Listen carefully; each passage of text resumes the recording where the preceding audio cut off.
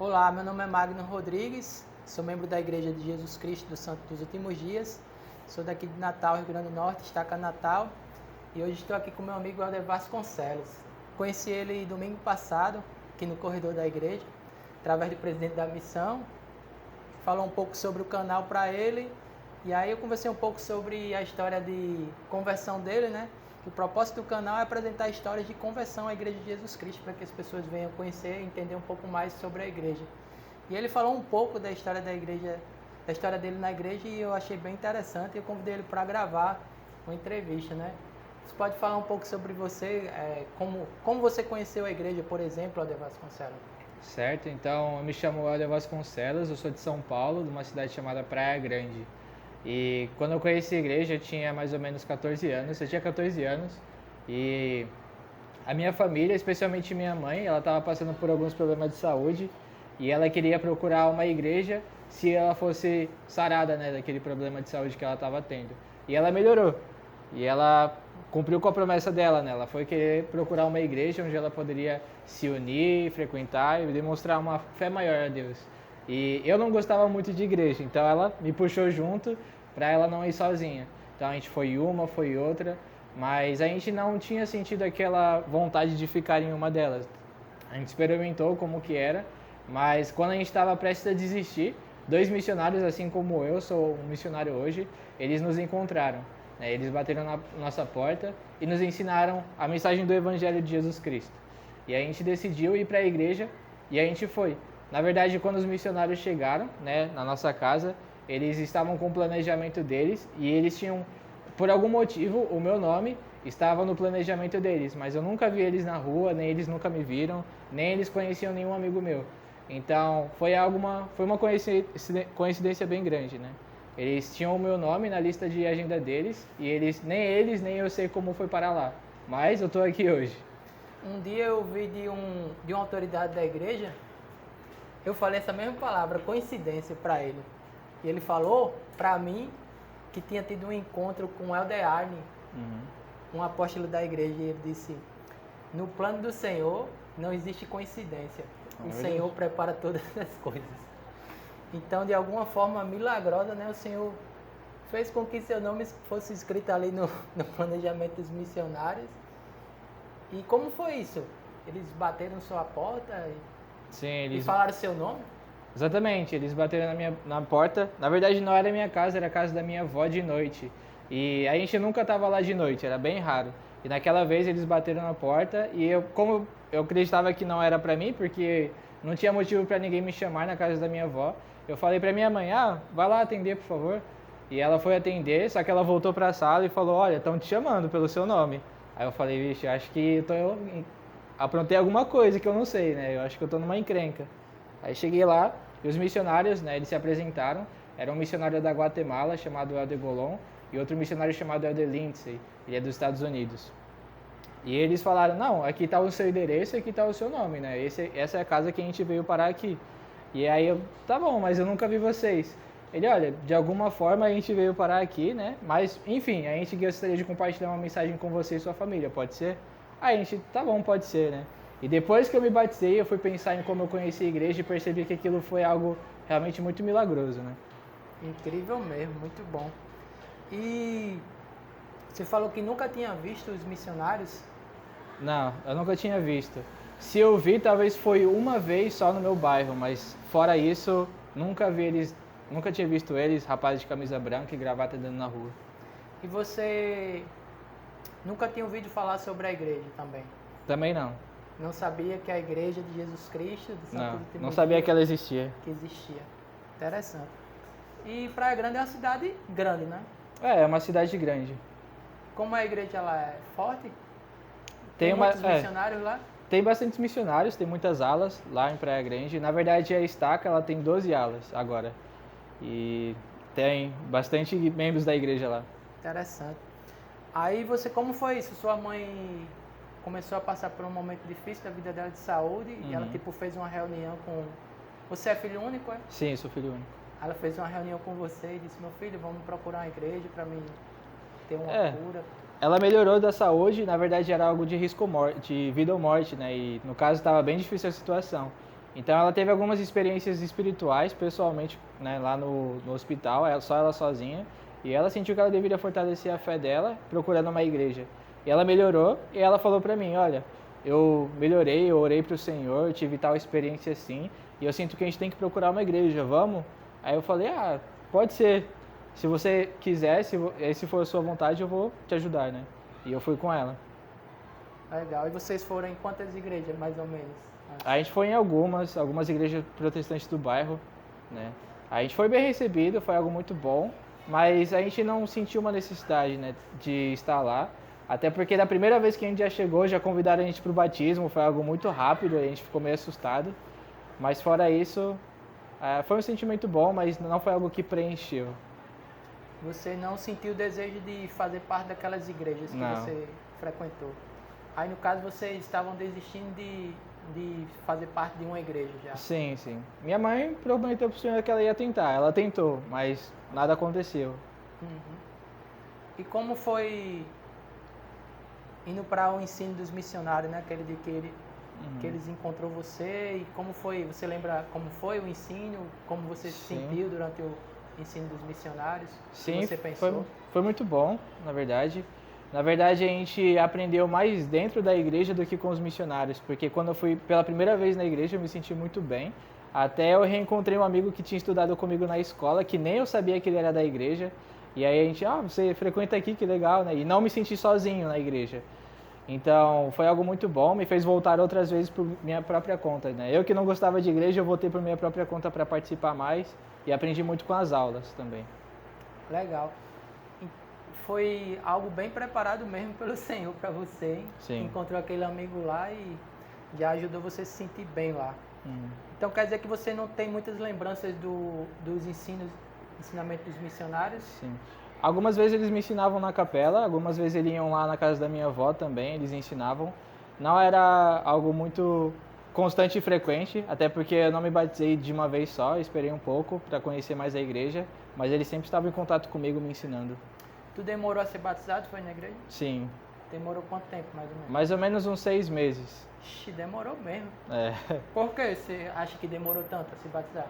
Porque geralmente as pessoas que sentem que a mensagem é verdadeira, a meta dos missionários geralmente é batizar as pessoas em 2 semanas, né? É verdade.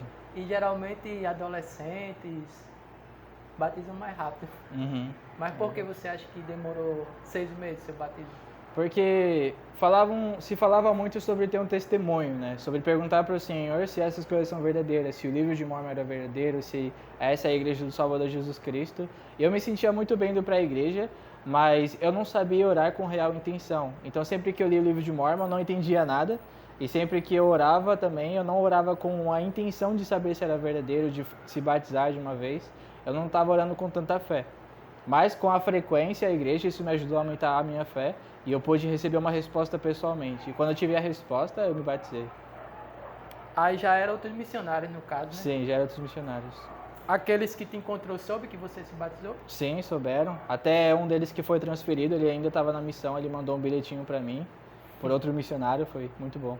Deve ter ficado feliz, hein? E como foi, você lembra como foi o dia do seu batismo? Lembro.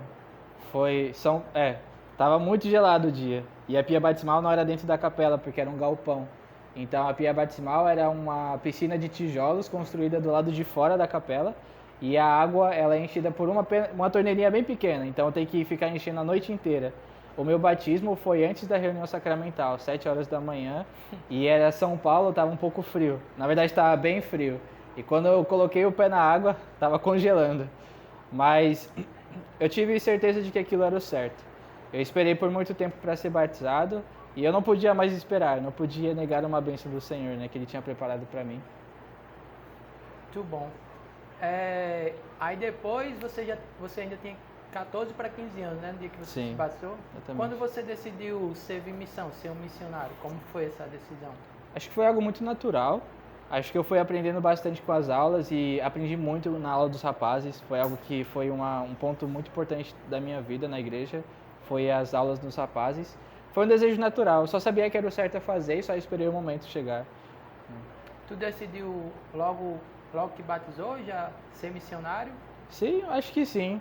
Acho que eu não pensava muito em missão. Eu pensava muito em conhecer a igreja e estar na igreja, porque eu amava fazer aquelas coisas. E depois que eu fui entendendo a importância da missão, eu falei, tá bom, isso é importante, então vou me preparar. Espero que minha mãe deixe, que minha mãe não se batizou junto comigo, eu me batizei sozinho. Não se batizou tua mãe? Não. Ela se batizou depois. Depois que você veio para a missão, foi? Não, depois de 2 anos, ela foi batizada, né? Ela demonstrou desejo de frequentar a igreja junto comigo, ela foi. Nessa época ela estava recebendo muitas experiências com o Senhor pessoalmente, por causa dessa fé que ela adquiriu. Ela se casou com meu padrasto, foi batizada e eu já era sacerdote, então eu já podia batizar minha mãe. Aí eu fui lá e batizei minha mãe também. Coisa boa, hein? É. Que legal. Agora você já está no finzinho da sua missão, né? Exatamente, falta 2 semanas. Se você fosse escolher dentre todas as experiências que você teve em sua missão, para compartilhar uma experiência que você disse assim, nossa, valeu a pena ser um missionário, ter vindo à missão, o que você compartilharia? Sim. Tem muitas coisas. É uma pergunta difícil. Sim, é uma pergunta que faz pensar bastante. Acho que a missão ela é um conjunto de muitas pequenas experiências que te tornam uma pessoa melhor, né? Um missionário melhor. O objetivo não sim, você tenta ser o melhor que você pode durante os 2 anos para você dar o melhor de si para as pessoas e para o Senhor. Mas a missão, ela também é algo que te transforma para após a missão. Então, eu olho para trás da minha missão, essas mini experiências que eu tive todos os dias fortaleceram minha fé. Teve momentos que eu estava, por exemplo, chegando de viagem em Natal, né, que eu estava vindo de Mossoró agora, e eu precisava de um telefone porque os secretários não estavam me esperando, porque o ônibus atrasou. Então, eu precisava de telefone para me comunicar com algum missionário para ele me buscar. E aí um membro estava lá no aeroporto, ele me viu, na rodoviária, ele me viu e ofereceu o celular dele para mim. Né? E muitas outras experiências assim mostram que o Senhor ele está adiante do trabalho, ele sempre cuida de cada um dos seus filhos. Mas teve um momento que eu precisava fortalecer minha fé, porque uma coisa é a gente fortalecer a fé para poder continuar firme na igreja, né, e fazendo as coisas do Senhor. Outra coisa é a gente ter fé suficiente para ajudar outras pessoas a terem mais fé. Isso é uma responsabilidade um pouco maior. E eu senti no momento da minha missão que eu deveria ter mais fé, que eu não estava tendo tanta fé, eu estava um pouco fraco. Então... Fé em Jesus Cristo. Sim, exatamente. Fé em Jesus Cristo, fé no Evangelho restaurado. E eu orei e jejuei, e no momento do jejum, o Senhor me deu uma experiência durante o trabalho, que um rapaz que eu tinha conhecido há 2 semanas atrás, ele perdeu o contato da gente e ele encontrou a gente na rua e falou que a gente ter encontrado ele na rua foi um milagre de Deus, porque ele estava pensando em suicídio. Então a gente encontrou ele na rua e por causa disso, aquilo foi uma experiência, porque ele ficou 3 meses sem sair de casa por causa da depressão. E naquele dia que ele saiu de casa, ele encontrou com a gente. E eu estava de jejum justamente para fortalecer a minha fé, para saber se eu deveria ainda continuar como missionário. E o Senhor mostrou bem na hora, bem explicitamente, você é importante. Você é importante para mim, para esse trabalho, e não só você, seu companheiro e todos os missionários que estão nessa missão. Então o Senhor, ele sabe o que a gente precisa no momento certo. Poderosa mesmo, viu, essa experiência? É uma experiência que realmente faz você ver que valeu a pena, né? Sim. Você ter vindo para a missão. E ao contrário, né?